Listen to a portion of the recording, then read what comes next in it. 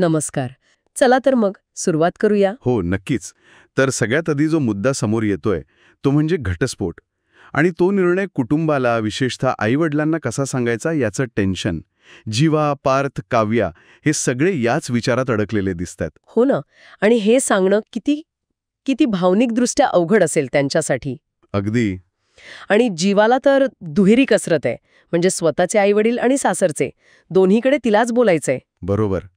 तिची घालमेळ जास्त आहे यात. पण एक मिनिट, पार्थ आणि काव्यांनी तर सत्यनारायण पूजेच्या दिवशी अर्ज केला. हो. म्हणजे पूजेच्या दिवशी घरात शुभकार्य असताना याचा काही विशेष अर्थ आहे का? हा एक महत्वाचा मुद्दा आहे. बघा, सत्यनारायण पूजा म्हणजे कुटुंबात सगळं आलबेल आहे, सुख समृद्धी आहे हे दाखवणारी गोष्ट. आणि त्याच दिवशी घटस्फोटाचा अर्ज म्हणजे हा एक मोठा विरोधाभास आहे. कदाचित हे दाखवतं की बाहेरून जरी सगळं ठीक वाटत असलं तरी आतून नातं पूर्णपणे संपलंय. अच्छा. आणि याच संदर्भात पार्थ आणि नंदिनीचं संभाषण पण आहे. त्यात असं कळतंय की नंदिनी आणि तिच्या नवऱ्यानेही त्याच दिवशी अर्ज दाखल केलाय. काय सांगताय? म्हणजे आणखी एक जोडपं. हो. आणि दोघांच्या बोलण्यातून ते घटस्फोटाचं दुःख आणि हे कुटुंबापासून लपवण्याचं ओझं ते स्पष्ट जाणवतंय. बापरे. म्हणजे एकाच वेळी दोन कुटुंबांमध्ये ही स्थिती. आता दुसऱ्या मुद्द्याकडे वळूया का? पिहूच्या अस्वस्थतेबद्दल. हो, पिहू. तिने जे काही ऐकलंय ते खूपच गंभीर आहे. काय ऐकले तिने? ते वाक्य, वसुंधरा यांनी दीपकला पाठवून नंदिनीला तिच्याच लग्नातून किडनॅप केलं होतं, हेच ना? अगदी. आणि हे ऐकून तिची जी अवस्था झालीये, म्हणजे तिला घाम फुटला, ती थरथर कापत होते, तिला फिट आल्यासारखं झालं. अरे देवा, इतक्या लहान मुलीसाठी हा किती मोठा धक्का असेल. खूप मोठा. आणि ती बघा, पार्थ आणि काव्याला काहीतरी सांगायचा प्रयत्न करतेय, पण घाबरून सांगू शकत नाहीये. आणि मग स्केच पेन किंवा डोकं दुखते अशी कारणं देतेय. बरोबर. ती टाळायचा प्रयत्न करतेय.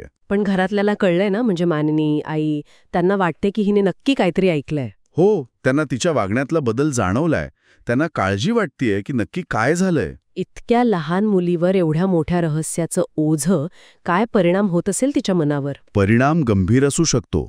म्हणजे बघा, लहान मुलांना जेव्हा मोठ्यांच्या जगातली अशी गंभीर गुपितं कळतात आणि ती व्यक्त नाही करू शकत, तेव्हा त्यांच्यावर प्रचंड मानसिक ताण येतो. पिहूची भीती खरी आहे. तिला कदाचित वाटतंय की काहीतरी खूप वाईट घडणार आहे. आणि ही भीती फक्त पिहूपुरती नाहीये, बरोबर?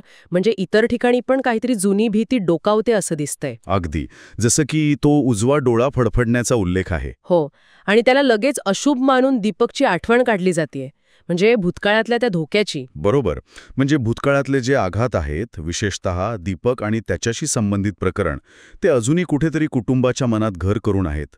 आणि हे नवीन तणाव आले की ती जुनी भीती परत वर येते. आणि याचबरोबर पार्थचे ते पाठीच्या दुखण्यामुळे जमिनीवर झोपणं आणि ते आईपासून लपवणं हे पण आहेच. हो.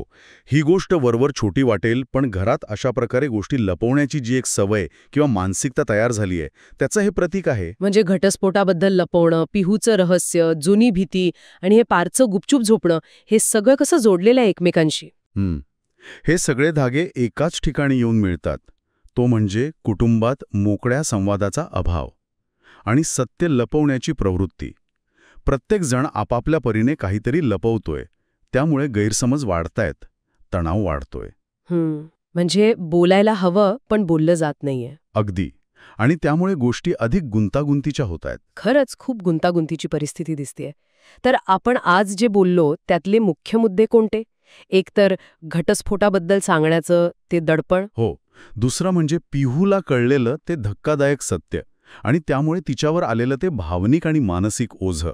आणि तिसरं म्हणजे भूतकाळातल्या त्या घटनांचं, विशेषतः दीपक प्रकरणाचं सावट अजूनही कुटुंबावर आहे. बरोबर. आणि या सगळ्या पार्श्वभूमीवर एक विचार मनात येतोच की कोणता? की जेव्हा एकाच कुटुंबात इतकी सारी लपलेली सत्य म्हणजे जवळजवळ स्फोट होण्याच्या टप्प्यावर येतात, तेव्हा काय होतं?